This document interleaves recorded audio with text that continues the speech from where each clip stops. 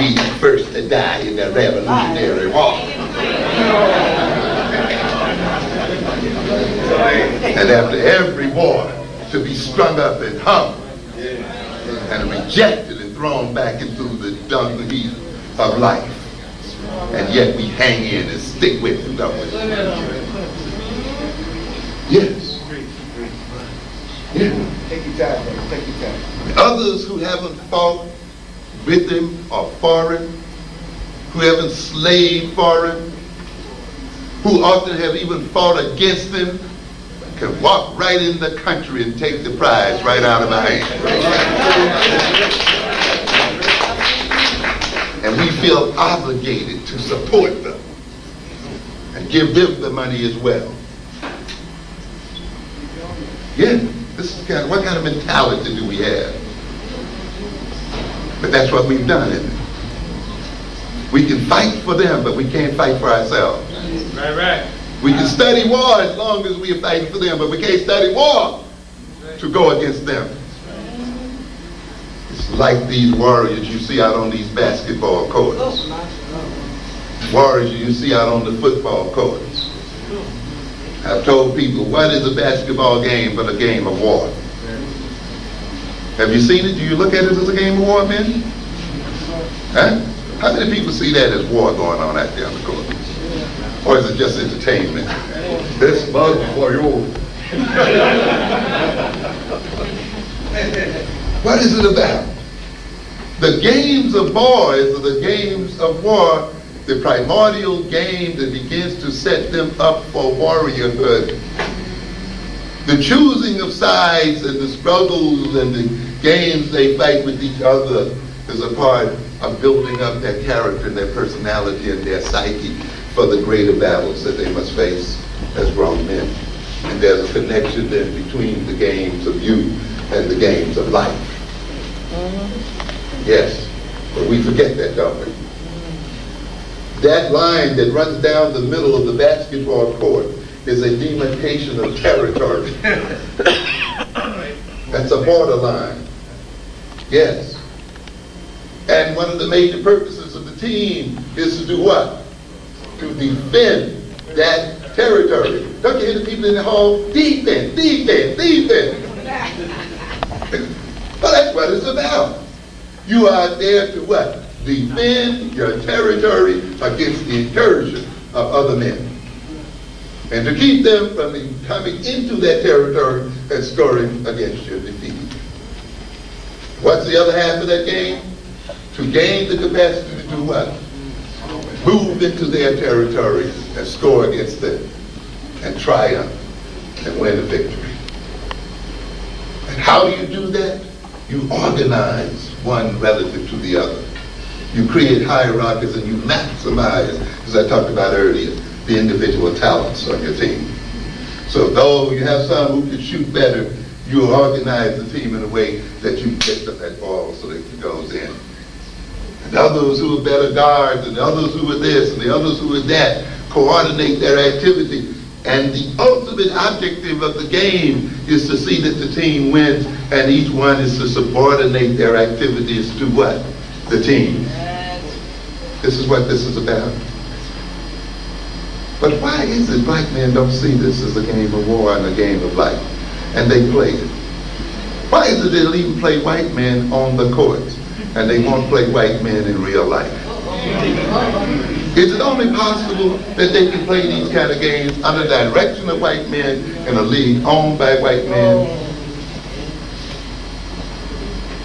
They'll wear uniforms. They'll call themselves by the same name. I'm a bull, I'm a Nick, I'm a... We huddle and talk and pray.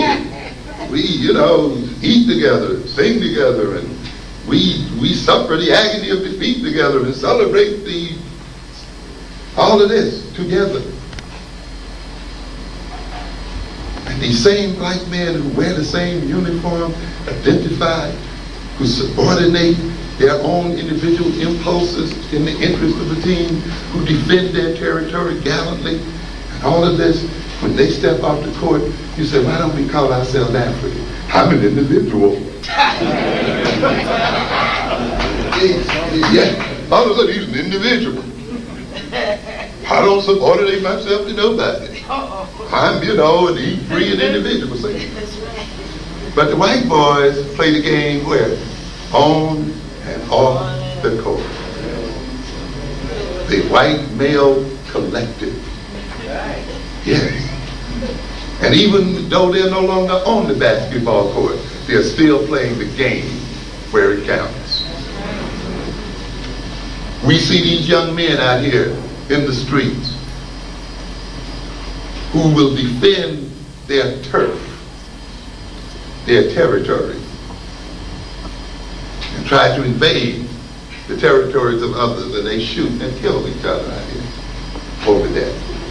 They have fights. I knew one young man there, he could hardly leave his housing project because if he stepped over that street, one gang would attack him, step over the other one, another one would attack him. And they had their colors, and they have their uniforms. What bothers me though is you can see this intense territoriality in 12-year-olds, 13-year-olds, 14, 15-year-olds. What happens to it when we become grown men? Now we let these same men these same boys we would attack just for showing up in the neighborhood, Koreans, Puerto Ricans, this one, no matter who they were, if they were what? Different. We now would let these same men come into the neighborhood and take out all of the land. Yeah. No sense of territoriality whatsoever. Leave our children impoverished. Leave and just rob the nation of its wealth. How is it that a black man gets that kind of consciousness? How do you lose that sense of consciousness? How can you defend territory on a basketball court and defend territory when you're young and not have that sense of territoriality when you grow older, when it really matters in a more deeper sense, in a deeper sense, when it involves feeding your children, providing employment for yourself, stabilizing your family, maintaining that money so that you can build the kind of institutions necessary to build the character in our children and to develop the kind of character we need as a people. What happens there? How did that consciousness come about? How do we rationalize this situation? And yet we do. So the same people who can't even defend their own neighborhoods are the same people that you can troop over to Arabia, troop over to all parts of the world to fight. Yes, you're the white man's bottom hole. You better know to deal with it. Yes. That's one of the reasons why you're so mean-spirited and want to hurt people.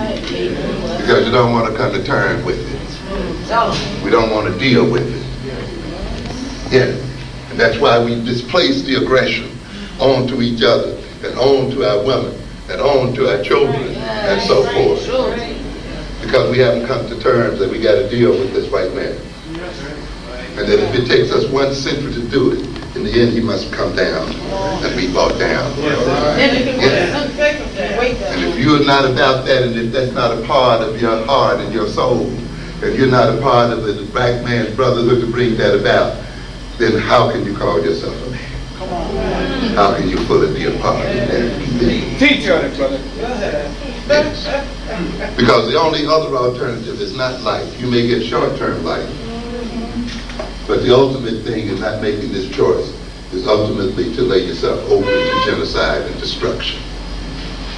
Because these whites have a reputation for getting rid of people they have no use for. They did it to Indian males and the Indian people. They're not gonna hesitate to do it to you.